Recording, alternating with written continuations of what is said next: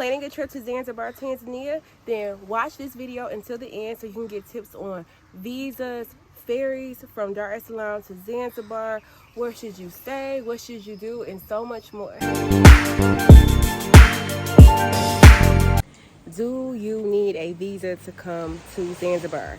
Yes, you do. Do you need to get it beforehand? You have that option. I want to show you the site where you can get it from ahead of time like I did, but you can also get visa on arrival. I've highlighted the web address to this site. This is the official site for U.S. citizens to go to for anything travel related abroad. All your alerts are here. Is it safe to go? Don't just rely on a CNN report. Look at the official site. Now I'm going to scroll down. Yes, you see tourist visa is required. And then this is a section you want to go to if you want to apply for a visa prior to getting to Tanzania. I suggest you follow this directly because you want to make sure you're going to the official site. And once you get there, you will see, go to the Eve services section and go down to online visa application, and you can follow the prompts. This visa does cost $100. It's the same cost if you were to do visa on arrival. When you do an online visa application, you will need to have proof of a return flight out of the country of Tanzania. So you don't need to go back to your home country. For example, I was going to Kenya after Tanzania. I'm from the U.S., so I did not go back to the U.S. So they just want to see proof that you're leaving the country. And it was that simple. I got my visa in 2 days. Visa on arrival happens when you get to the airport. You go to a area that is for people who need to get visa on arrival. And I believe you need to have a copy of a return ticket outside of the country. You need to have proof of like your hotel stay, and then pay the $100 fee, and then you're on your merry way. Do you like watching travel vlogs and getting tips on how to get your money together? If so, hit that subscribe button and notification bell so you will not miss a video from me when I drop one on my solo travel journeys and personal finance tips. Do you need to have vaccines before you come to Zanzibar? Let me show you from our official government website in the U.S. that tells you all the travel advisories, what you need before you go to another country. They will link you to the official site of that country. I'm going to show you that on screen right now so you can see what the vaccine requirements are for Zanzibar. Taking the ferry. I came to Zanzibar from Dar es Salaam. There is daily ferries that start, I think, at 7 a.m. and go up to 4 p.m. And it's not every hour, but it's, I think, 7 a.m., 9 a.m., and then like a 12 p.m. and a 4 p.m., and then that's it for one of the main ferries. You cannot get these ferry tickets online. You have to get them from the office. So if you can purchase ferry tickets online from a third-party site like Get Your Guide, and the ticket prices will be like 3 times of what you would pay if you go to the ferry port office, which is $35 for economy class. I have another video on that. So make sure you go to the Zanzibar ferry office at least 2 days before you leave, before you want to get to your destination. Where should you stay in Zanzibar? Well, it depends on what your money looking like. I decided to get an Airbnb in Stone Town, and I'm on my rooftop right now. I actually have a rooftop studio in Stone Town, Zanzibar, and it worked out well for me. There's not a lot of beaches in this area, like near my walking distance, so it took like 10 minutes to a beach earlier today, beach resort, which is why y'all see my swimming suit on underneath this. But Airbnb just worked out fine for me. I had a really accommodating host, so I felt like I was in a hotel because there's laundry services, cleaning services, and all of that. So it all depends on your budget and what you want to pay for it. The closer you are to the water, the more expensive it is. But I'm minutes walk from restaurants, the places you saw me at, or, well, maybe if you check out my vlogs coming, you'll see my walk to the markets. So if you want more details on what it looks like in the city of Stone Town and Zanzibar, subscribe to see my vlogs, and let me know if you have any questions about accommodations in different areas in Zanzibar, and I'll do my best to try to answer. Transportation tip. Zanzibar does not have Uber. They have taxis, and your Airbnb host may set up for you to have a tuk-tuk. They call it a baji. I've heard another word used for it, but it is what I'm riding in right now. There are regular taxis like a van, but my Airbnb had this arranged already with a tuk-tuk driver, But like last night, I went out with some friends that I made, and we took a taxi cab back. So a lot of places you will see taxis hanging out, and it's usually a van, and then you will see a tuk-tuk like I'm riding in. So average, it just depends on your distance, but from my Airbnb, which is in Stone Town, back and forth between Stone Town is usually around 10 or 15,000 shillings, which 11,000 shillings right now equals $5 USD, just to give you an idea, and that's round trip. So about $5 USD, $5-6 USD I'm paying for a round trip ride for the day. Usually once I go to the main area, I stay there. USD is accepted pretty much everywhere throughout Zanzibar from what I've experienced. I've only had like 5 or so times where I needed to have shillings and not USD. Now, if you are watching this and you're going to Dar es Salaam, it's different.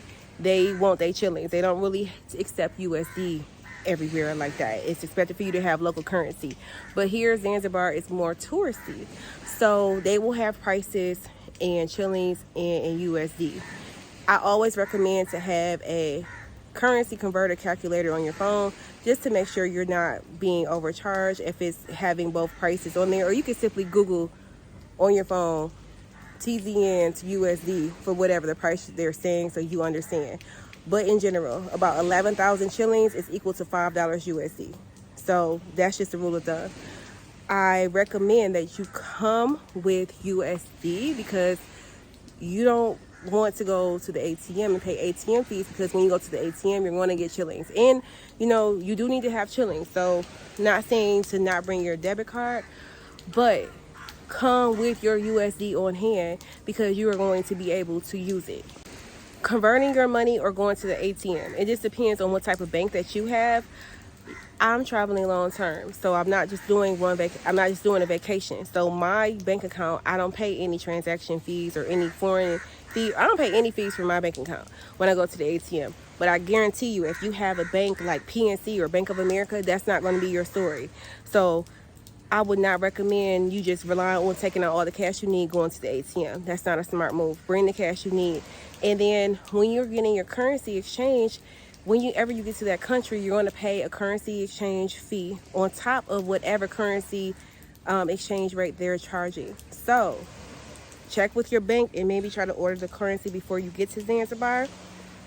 Or make sure you're only changing your USD at places with the currency exchange rate that is closest to Google. Get your phone out, showing you how to do it right now, and see when they have it displayed, okay, is this close to what I see online? If not, keep it moving.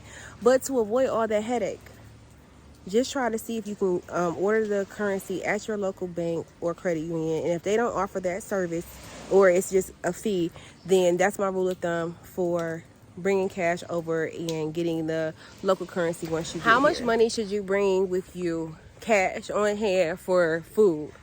It depends on what you like to eat and what you like to drink. If you are on vacation and you want to have a cocktail at every meal, it's going to vary. So I'm going to provide a rule of thumb for what I have spent so far. For breakfast, I have spent between 10,000 shillings and about 11,000 shillings. So not that much. So I get a smoothie or a fresh fruit juice. And I also get like a donut. I get these deep fried tortillas like with beef or chicken. Yes, I get that for breakfast because my typical breakfast like pancakes and all that stuff, I have not seen that. So that's what I get for breakfast. So the most I've spent was 11,000. And my Airbnb, they do provide breakfast, and I got that one day and I decided not to get it again because I felt like it wasn't worth it. And that was 10,000. So that's what I mean about it depends on what you want to get. You may decide you want to get a mimosa or you want to get a cocktail or wine. So that's going to be a higher price than what I just mentioned earlier.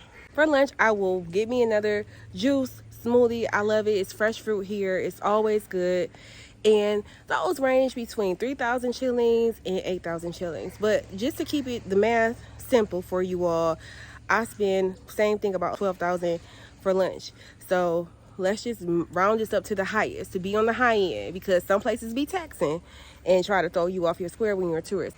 What I mean about throwing you off your square, My tour guide let me know that some restaurants, they will have the menu with the prices listed and they take the menu away, and by the time you pay for your food, they are manually writing out your total and you may forget what the menu said. That's what I mean by taxing. He had told me several times some of his clients like paid double because they weren't paying attention. So that's what I mean by trying to tax. So my rule of thumb is to just plan on spending about 70,000 shillings a day. If you are going to a modest restaurant, meaning like a local spot, you're not going to, like my favorites, the cutesy places that is more westernized for tourists. You're going to pay tourist prices. Sometimes it can be a little bit cheaper and sometimes it's dead on for what you would pay if you were in the US. So I went to a rooftop last night. I stayed for happy hour and I got my main meal there, and I spent 71,000 shillings total, including tip and the transaction card fee for using the machine. It was 71,000. So you may be thinking, what the heck is all this in USD? 71,000 shillings. I'm gonna drop it on the screen right now, but the day of recording it, it equated to like $31 USD. That was for one meal, and that was me being fancy and having several cocktails, appetizers on appetizers, and a main course. That's the most that I've spent.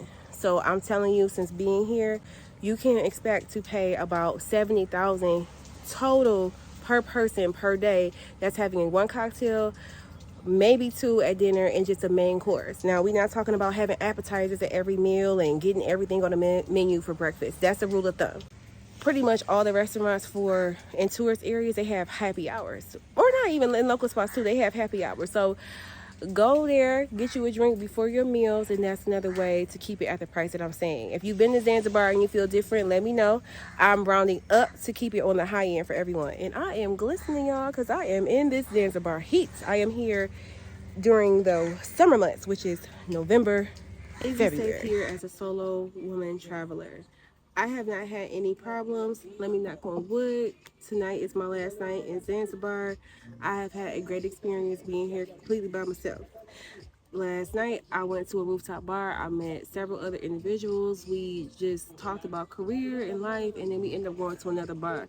And it was just a good time, and I really felt like got some memories of being back at home, like when you hang out with people and you just get inside jokes and you just having a good time in general.